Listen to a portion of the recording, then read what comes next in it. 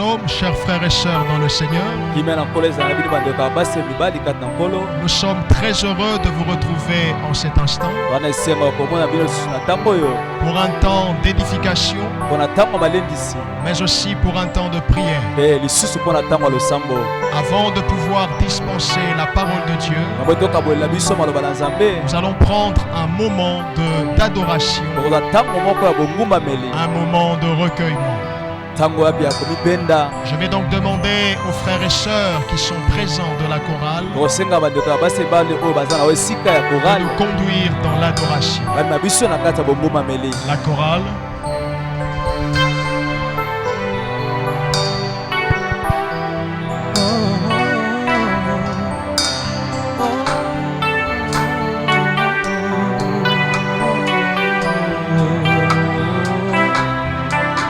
Yahweh,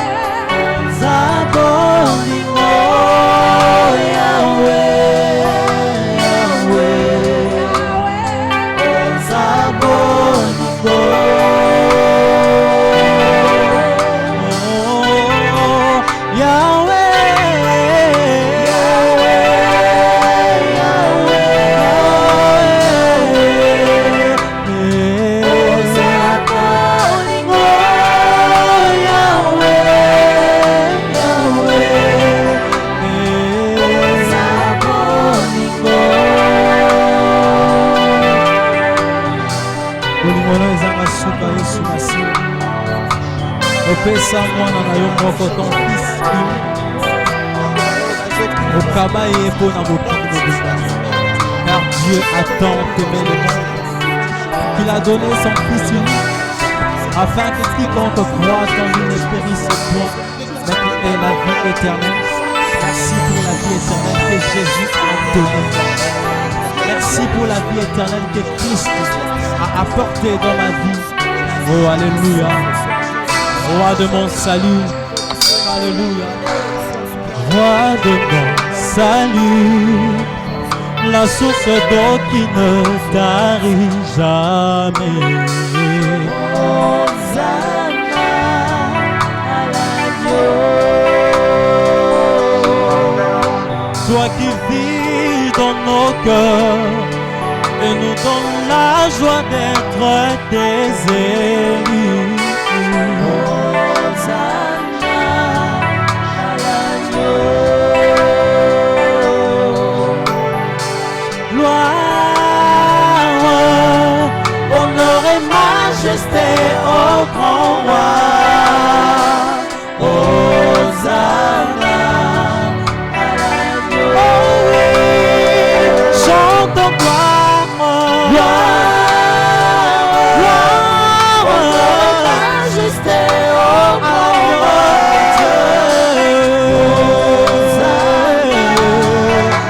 Hosanna, Hosanna.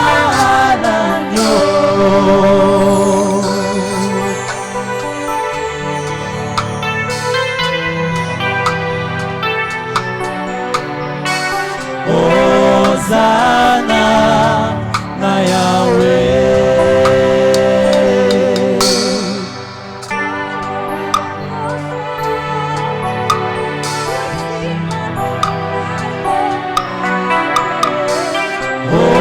Hosanna na Yahweh.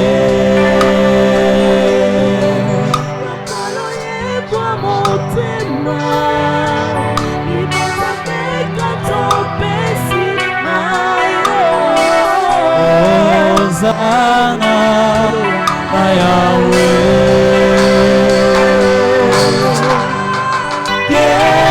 Kembo lokume paina mwana mpate. Hosanna na Yahweh. Kembo lokume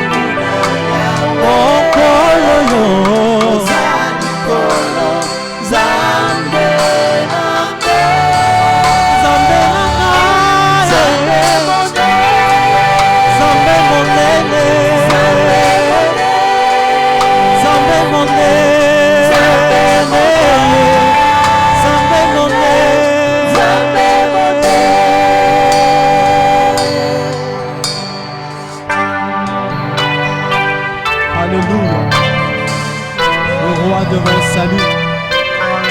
Alléluia.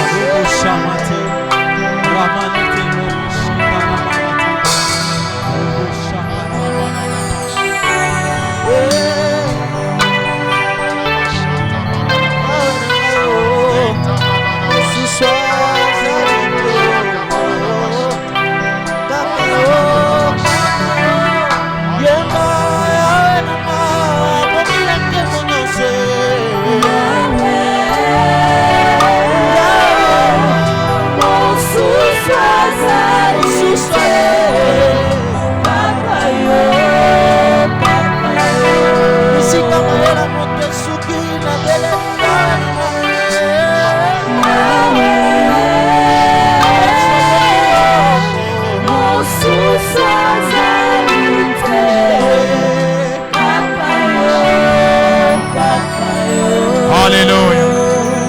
Père, reçois la gloire. Père, reçois l'honneur. Merci pour ta grâce. Merci pour la force. Merci pour ta présence.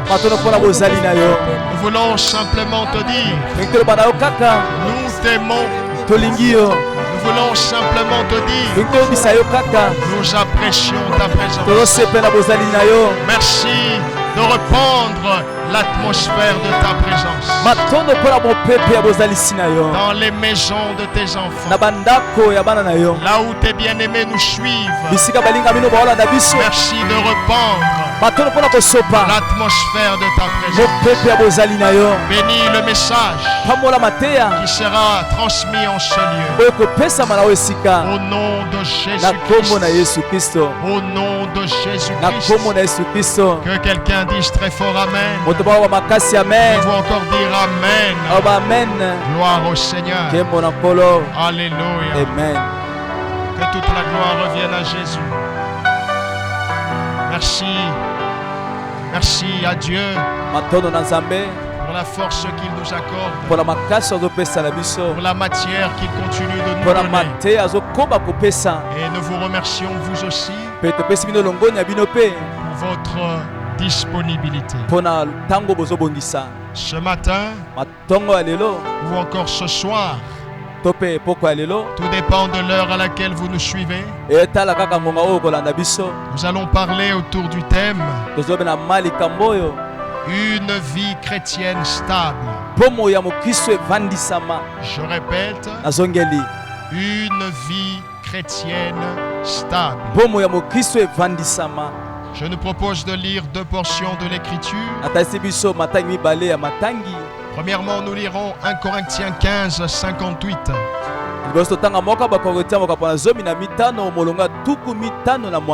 Et ensuite, nous lirons 1 Corinthiens 16, 13.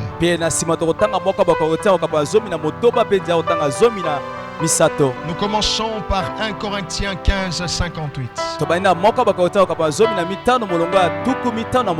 Il est écrit: ainsi, mes frères bien-aimés, soyez fermes, inébranlables, travaillant de mieux en mieux à l'œuvre du Seigneur,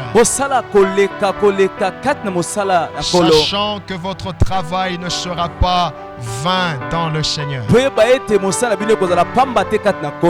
1 Corinthiens 16, verset 13. Il est écrit: veillez, demeurez fermes dans la foi, soyez des hommes, fortifiez-vous. Amen. Amen. Amen. Amen. Nous rappelons que nous sommes en train de parler autour du thème une vie chrétienne stable. Et nous avons lu deux textes merveilleux de la Bible. 1 Corinthiens 15, 58. Et ensuite 1 Corinthiens 16, 13. Alors nous tenons à signaler que ce thème est au fait une étude que nous sommes en train d'effectuer. Et aujourd'hui, par la grâce de Dieu, nous allons donner la première partie. Et la deuxième partie, nous vous le donnerons certainement lors des prochaines prédications. Alors sur la terre, on rencontre de plus en plus de chrétiens. Ceci est une bonne nouvelle pour nous. Qui sommes en Jésus-Christ. Savoir que l'évangile se répand de plus en plus à la télévision, à la radio, sur internet. Savoir qu'une personne sur trois donne sa vie à Jésus-Christ régulièrement.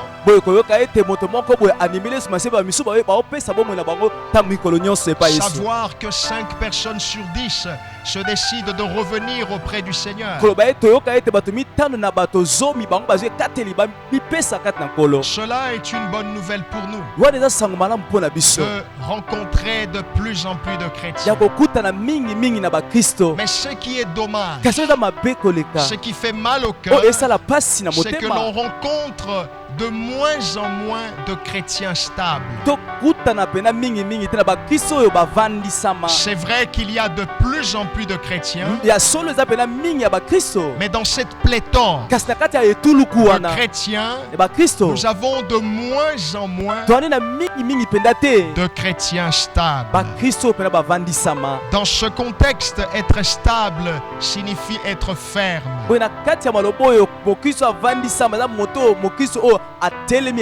Être stable signifie être équilibré. Être stable signifie être celui ou celle sur qui l'on peut compter.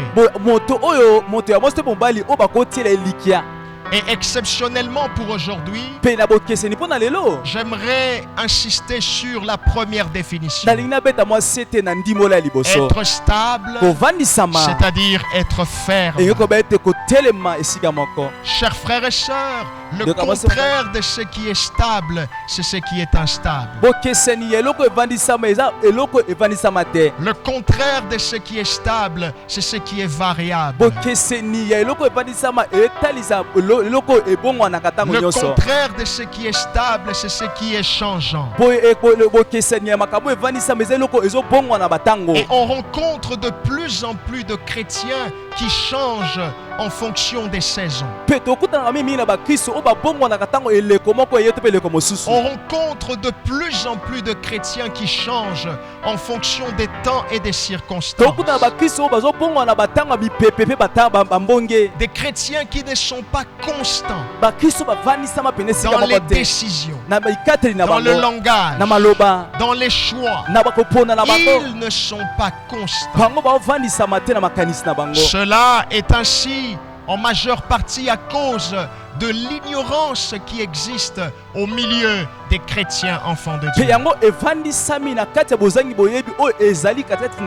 Cela est ainsi en majeure partie à cause de l'ignorance qui domine littéralement la plupart des chrétiens enfants de Dieu.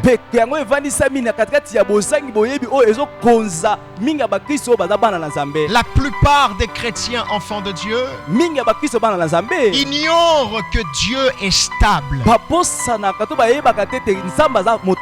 Je répète, Dieu est stable. Dieu n'est pas instable. Il est stable. Je pourrais même rajouter le superlatif en disant que Dieu est très stable. Malheureusement, un grand nombre de chrétiens enfants de Dieu ignorent cela. C'est sur base de quelle preuve biblique que nous affirmons cette vérité? Dieu est stable, d'accord. Mais c'est sur base de quelle preuve biblique que vous pouvez affirmer cette vérité? Chers frères et sœurs, si nous devons retourner au commencement, c'est-à-dire si nous devons retourner dans le livre de Genèse, si nous prenons l'écriture comme étant des lunettes afin d'observer l'œuvre de la création,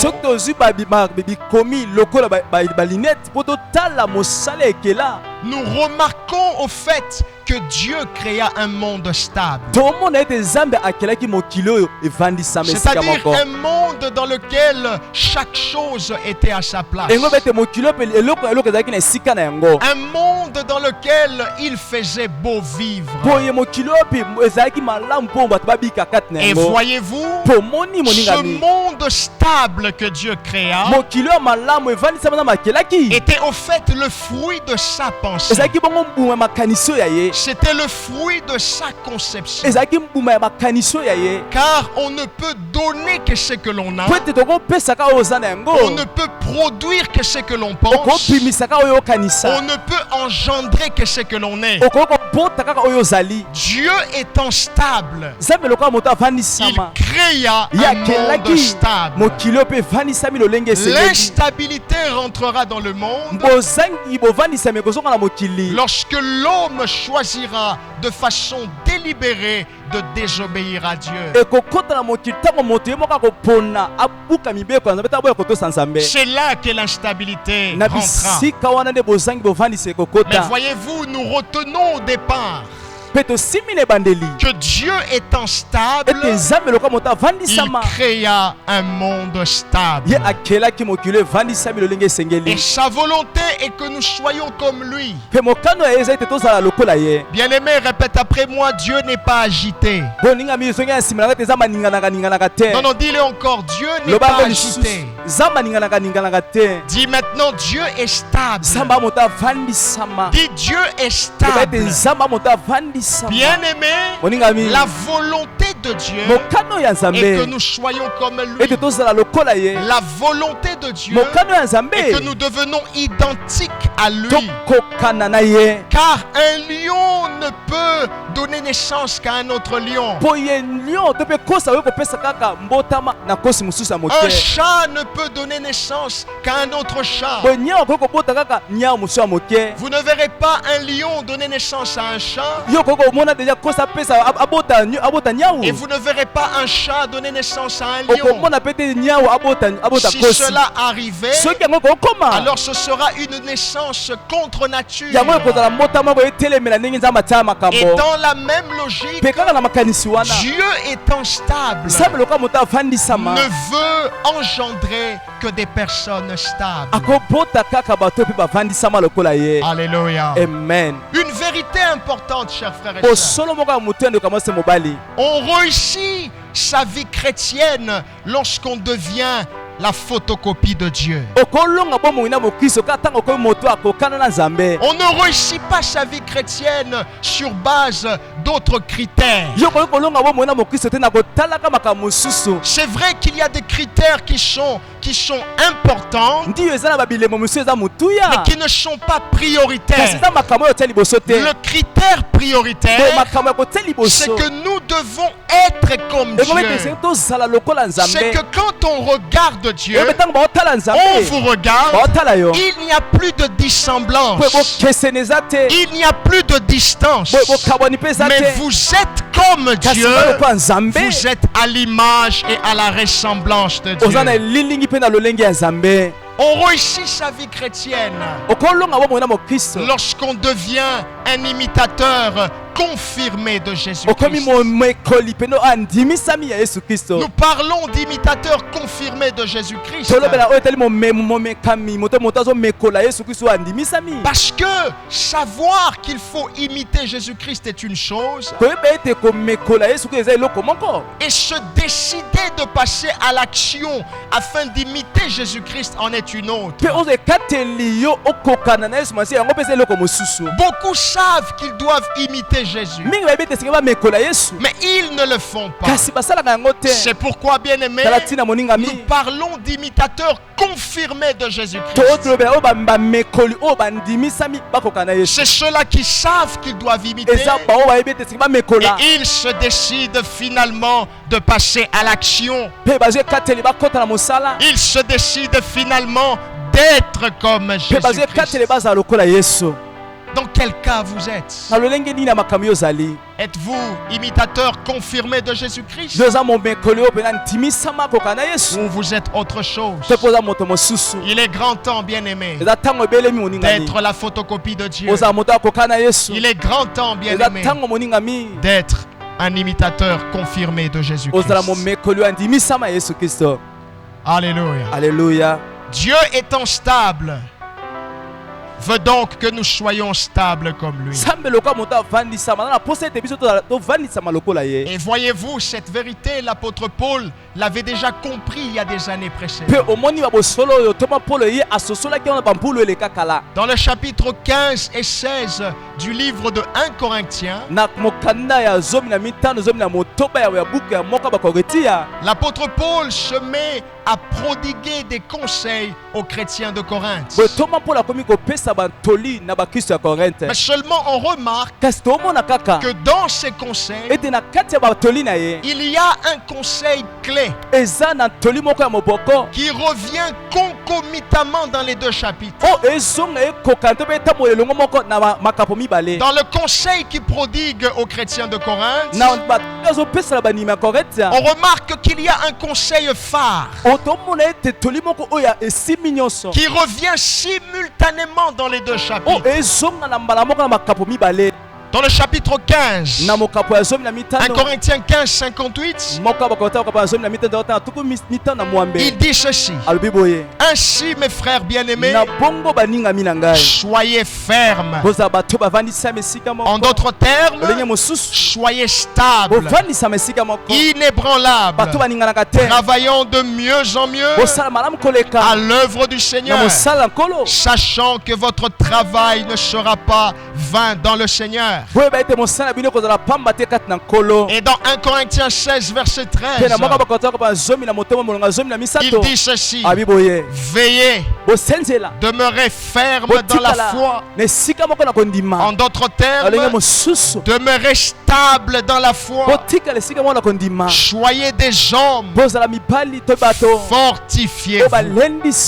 Il y a un message clé qui revient dans les deux chapitres. Et ce message clé, c'est celui de la fermeté. Or, bien-aimés, nous avons dit que dans ce contexte, être ferme signifie être stable. Être stable signifie être ferme. L'apôtre Paul l'avait compris. Et il exhorte ses frères.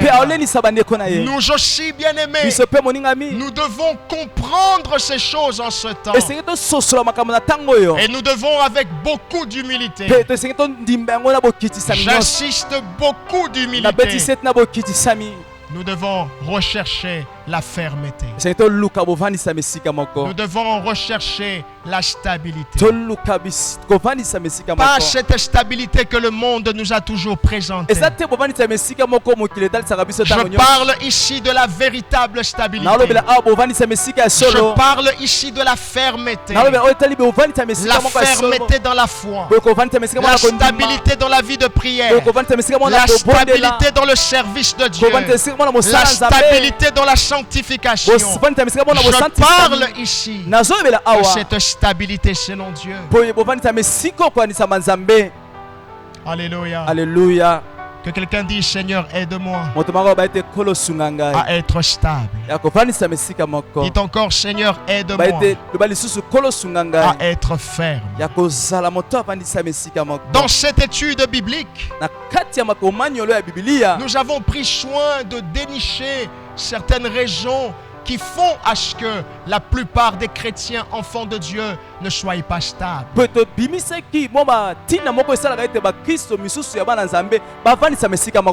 Et bien aimé, retenez que la raison majeure qui justifie cette instabilité, qui provoque cette instabilité, c'est l'ignorance. C'est cela la raison majeure. Les chrétiens sont instables. La plupart, parce qu'ils sont ignorants. Ils sont ignorants de quoi? Ils sont ignorants d'un certain nombre de vérités importantes qui régissent la vie chrétienne. Nous sommes par moments instables. Nous sommes par moments changeants. Nous sommes en train de varier. Pourquoi? Parce que nous sommes ignorants d'un certain nombre de vérités importantes qui font à ce que la vie chrétienne soit réellement une vie chrétienne.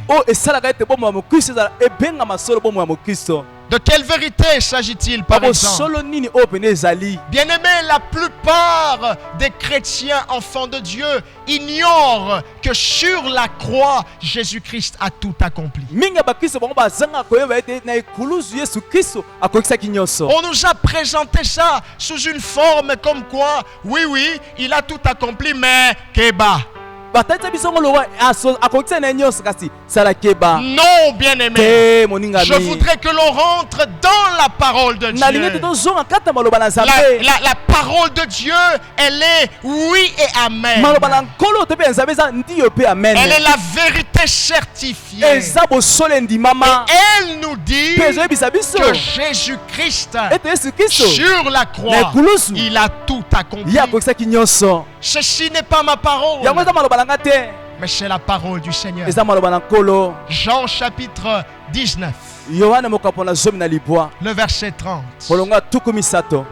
Il est écrit: quand Jésus-Christ eut pris le vinaigre, il dit tout est accompli. Et baissant la tête, il rendit l'esprit. Jésus-Christ lui-même, il l'a dit avant de rendre son esprit. Il a dit tout est accompli. Que quelqu'un dise tout est accompli. Dites-le avec foi, tout est accompli. Dites pour ma famille, tout est accompli. Dites pour mon travail, tout est accompli. Dites pour mes enfants, tout est accompli. Dites encore, tout est accompli. Souvent, nous ignorons le sens profond de cette phrase. Nous nous limitons seulement à la lettre. Mais on ne perçoit pas l'esprit qu'il y a dans cette phrase. On ne perçoit pas le sens profond de cette phrase. Jésus-Christ a tout accompli. Cette phrase n'est pas comme toutes les autres phrases. Cette phrase a une connotation particulière. Cette phrase a une signification spirituelle puissante. C'est parce que Jésus a tout accompli que quelqu'un comme moi peut prêcher. C'est parce que Jésus-Christ a tout accompli que des pécheurs sont pardonnés. C'est parce que Jésus-Christ a tout accompli que malgré la pandémie du Covid-19,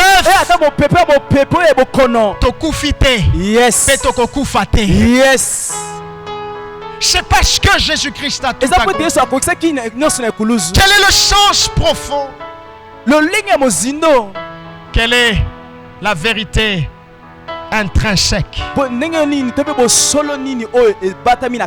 Jésus-Christ a tout accompli. Cela veut dire premièrement que Jésus-Christ n'a pas failli à sa mission. Sur 10, Jésus-Christ a obtenu 10 sur 10. Sur 20, Jésus-Christ a obtenu 20 sur 20. Il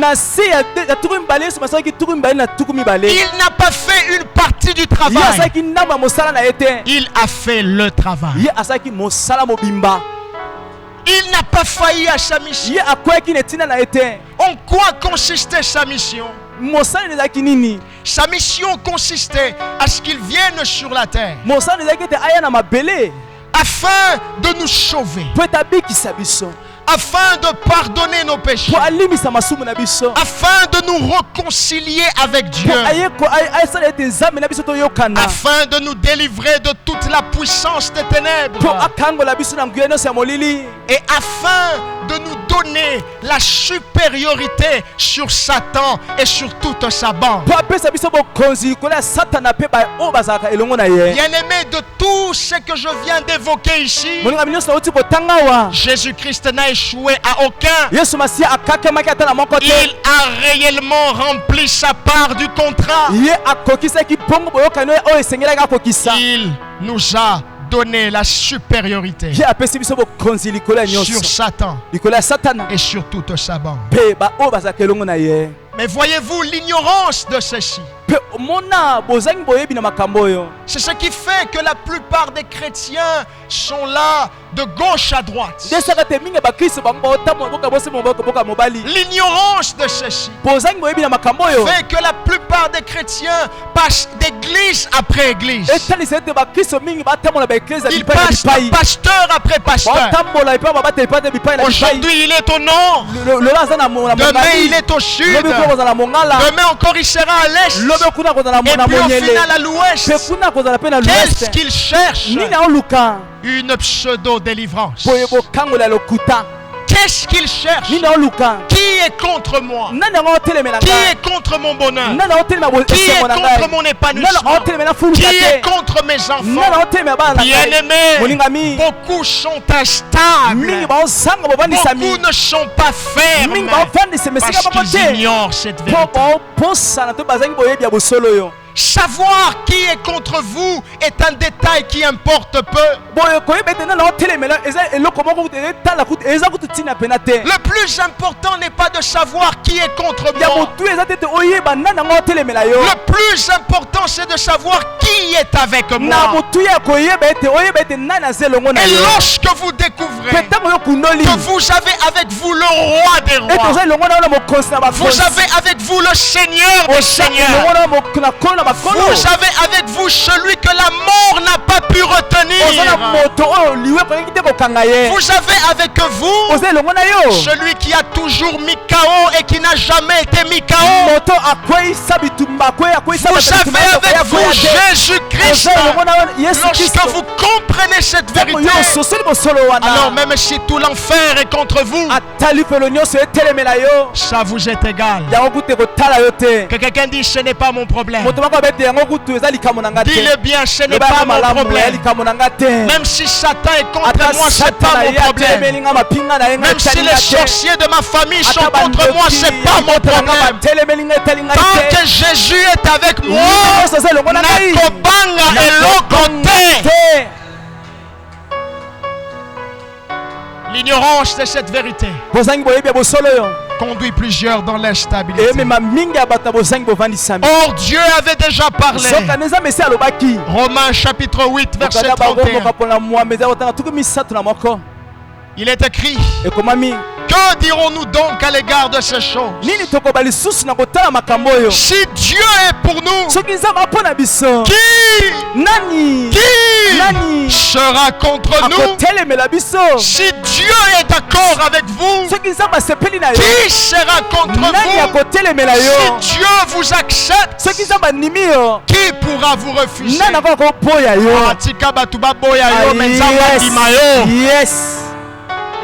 C'est ça le plus important. C'est ça le plus important. Qui est contre moi? Ça m'importe peu. Certains diront c'est de l'orgueil. Si la foi ça devient de l'orgueil, alors est alibino. Je crois seulement en la parole de Dieu avec une fermeté exceptionnelle. Frère, quand tu sais que Dieu est pour toi, dors tranquille. Va travailler. Remplis ta part du contrat. Tu as avec toi celui qui est plus grand, celui qui est plus puissant que celui qui est dans le monde. Bakosimba batumishushi meyo bakosimba yote ozana ngambu na yo Yesu Kristu. Ces détails ne l'ignore pas. Si tu veux être stable, c'est ainsi que tu verras certains chrétiens.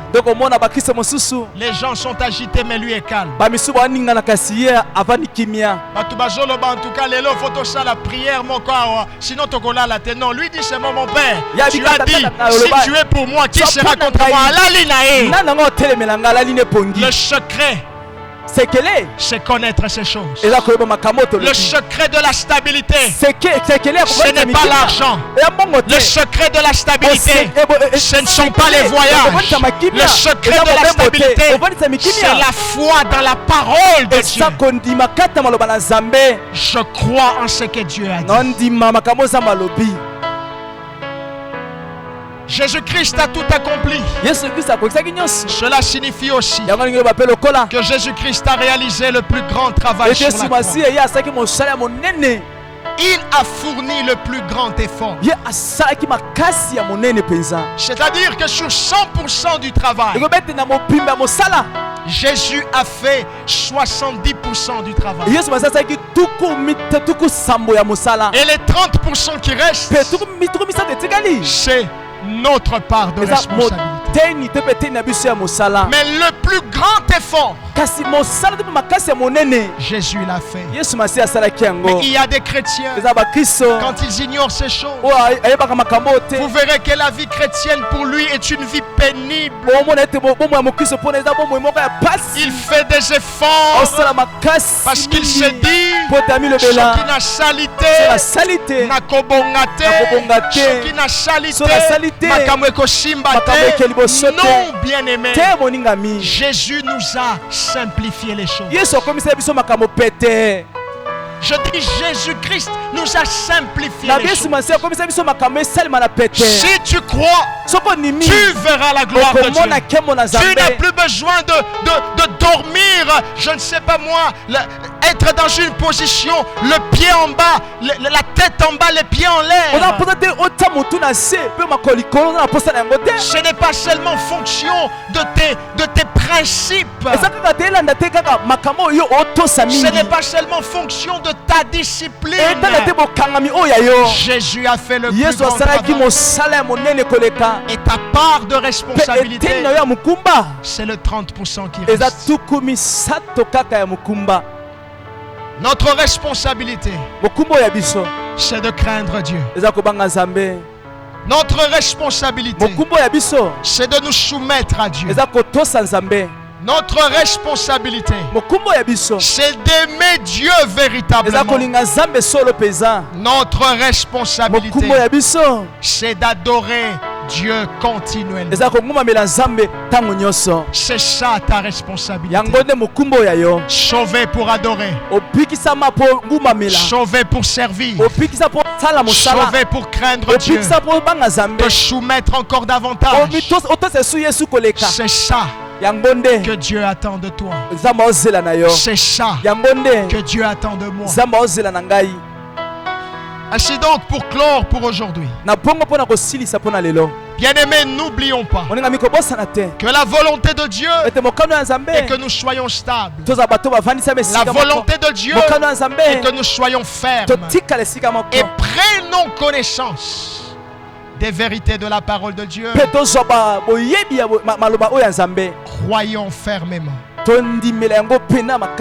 Voici donc le conseil du berger. Je nous conseille, prenons conscience des vérités de la parole de Dieu. Prenons conscience de notre responsabilité. Prenons conscience que Jésus-Christ a tout accompli afin que nous puissions le craindre. Crains Dieu seulement et aucun démon ne te touchera. Crains Dieu seulement. Soumets-toi à Dieu seulement. Il y a des endroits où tu ne dois plus aller. Il y a des choses que tu ne dois plus faire. Remplis seulement ta part du contrat et tu seras stable. Nous allons incliner nos têtes dans la prière.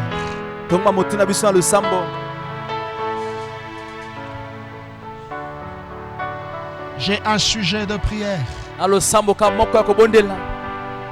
Dites à Dieu, rends-moi stable. Stabilise ma vie de prière. Stabilise ma vie de méditation de la parole. Rends-moi stable, Seigneur. Élève ta voix.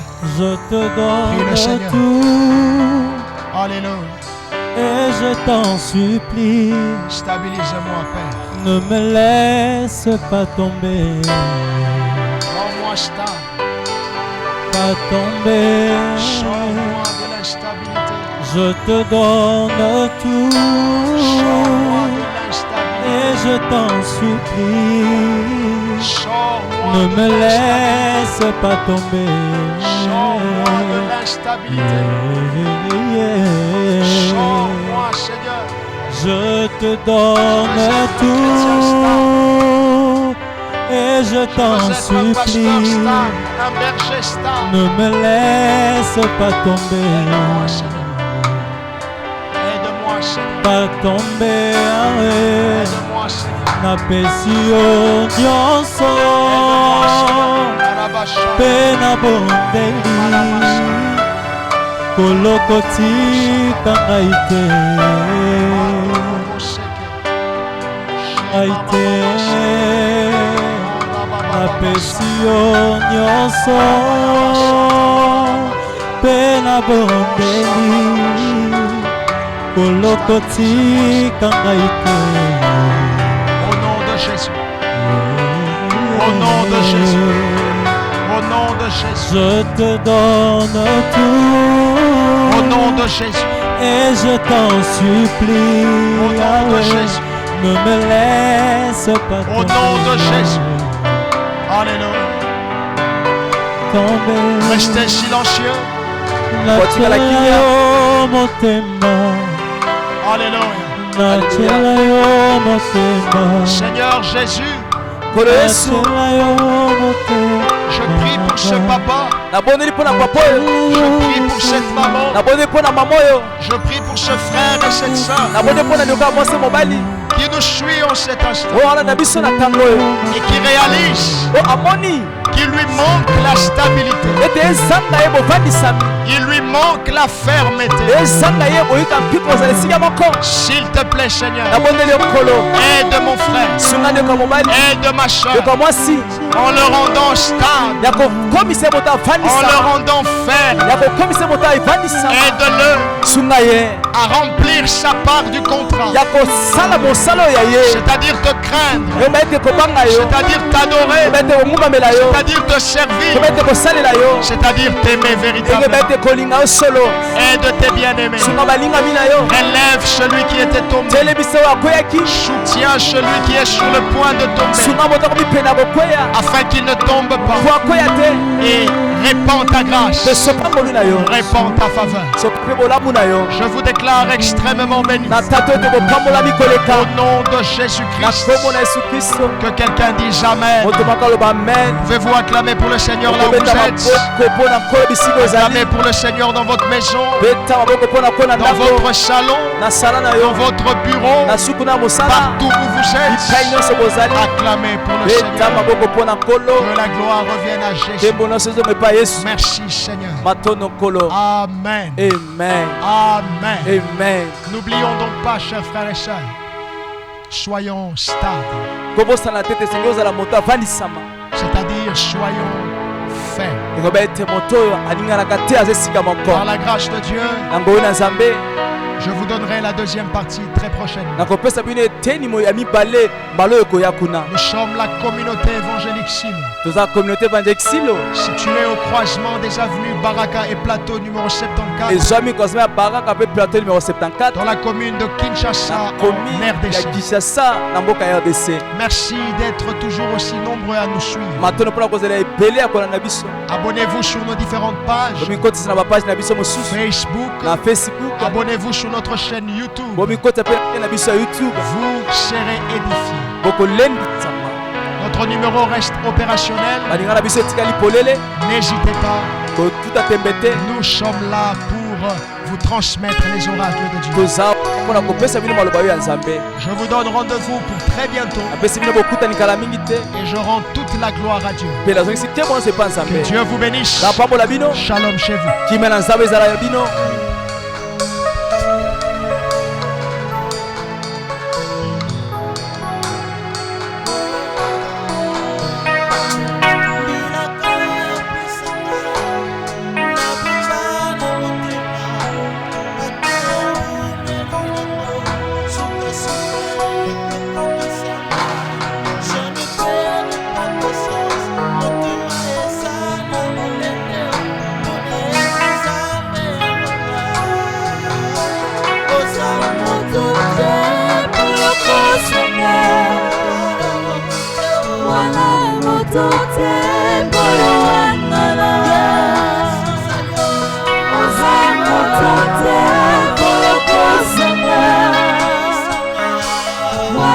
Motote